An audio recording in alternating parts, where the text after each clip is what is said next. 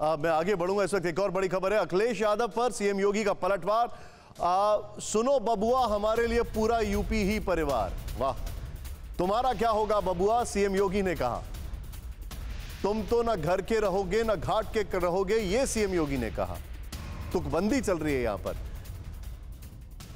योगी आदित्यनाथ के ऑफिस से यह ट्वीट हुआ है, जरा ध्यान से देखें आप। पूरे 26 करोड़ प्रदेशवासियों को परिवार मानने वाले मुख्यमंत्री श्री योगी आदित्यनाथ महाराज के लिए समूचा प्रदेश है उनका परिवार, उनका घर। और प्रदेश वासी 10 मार्च को उन्हें पुनः अपना अभिभावक भी घोषित करने जा रहे हैं। तुम्हारा क्या होगा बबुआ, तुम तो ना घर के रहोगे ना घाट के रहोगे। घनश्याम जी, आप देखिए, ये सवाल पर रिएक्शन लेना तो बड़ा अजीब लगेगा मुझे, क्योंकि मैं आपसे इस पर रिएक्शन ले रहा हूं, मुझे पता है आपका रिएक्शन क्या होगा। मैं आपसे कुछ थोड़ा सा इससे आगे बढ़ के पूछना चाहता हूं। उनका यह कहना है तुम तो ना घर के रहोगे ना घाट के रहोगे। क्या बीजेपी अपना बंगाल वाला हश्र देखकर आपसे ये बोल रही है कि आपने सारी उनकी एंटी इनकम्बेंसी अपने सिर लाद ली है?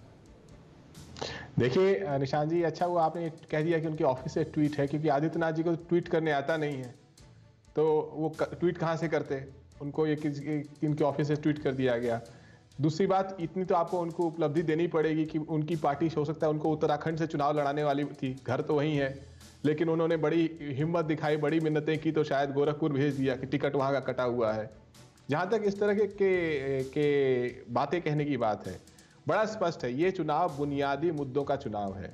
मुझे लगता है कि कुछ समय तक मीडिया में इस चीज का उत्साह बना रहता है कि अटकलें कहां से लगाई गई। देखिए, मैं आपसे फिर से एक मिनट, घनश्याम जी माफी चाह रहा हूं मैं आपसे बीच में रोकने के लिए।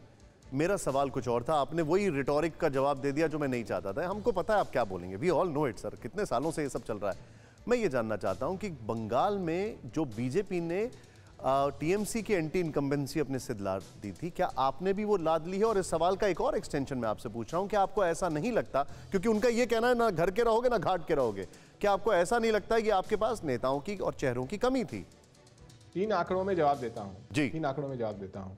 पहला आंकड़ा, 2017 के चुनाव में लगभग 70 एमएलएज अन्य पार्टियों से आकर के भारतीय जनता पार्टी के सिंबल पर चुनाव लड़े थे, जिसमें से लगभग 60 जीते थे। तो घर और घाट का फर्क भारतीय जनता पार्टी जानती है, पहली बात। 2017 के चुनाव में जो इनके एमएलए जीते, उसमें से लगभग 50% एमएलए सवर्ण जातियों के, अपर कास्ट के थे। जब एक तरफा तमाम पिछड़ी जातियों के, दलित जातियों के एमएलए इनकी पार्टी छोड़ के जा रहे हैं, तो आज भारतीय जनता पार्टी ठाकुरवाद का एक जीता जागता उदाहरण बन के रह गई है राजनीति में, इसलिए समाप्त होने के कगार पे है, इसलिए आदित्यनाथ जी को भेज दिया गया। तीसरी अंतिम आंकड़ों की बात, 2016 से 2020 के बीच में, इन 5 सालों में, ध्यान रखिए 5 सालों में 182 एमएलए भारतीय जनता पार्टी में अन्य पार्टियों से आए थे। उसकी तुलना में केवल 18 एमएलए अन्य पार्टियों से, भारतीय जनता पार्टी से अन्य पार्टियों में गए थे। इसके कॉन्ट्रास्ट में सिर्फ पिछले कुछ दिनों में 14 MLA including 3 ministers Bharatiya Janata party को छोड़कर के समाजवादी पार्टी में आए हैं। ये आपको अंदाजा दिलाएगा कि किस तरह की भगदड़ वहां मची हुई है। और कोई ऑडियो टेप, जैसा भारतीय जनता पार्टी की तरफ से ऑडियो टेप आता था किसी को 5 करोड़ 10 करोड़ चुनी हुई सरकारों को गिराने का प्रलोभन, मंत्रालय, कुछ नहीं हुआ। सिर्फ ये स्पष्ट हो गया कि ये पार्टी सिर्फ ठाकुरवाद कर सकती है, बेबुनियादी मुद्दों सर, लेकिन एक बात है घनश्याम जी, आपने दूसरी बार बोला है, शहजाद मैं चाहता हूं सबको बराबर का समय मिले, इसलिए मैं आपके पास नहीं आ रहा हूं। मैं आपसे काउंटर जरूर लूंगा, लेकिन सुरेंद्र जी से भी मुझे एक सवाल पूछना है। I'll take a counter, promise I'll take a counter।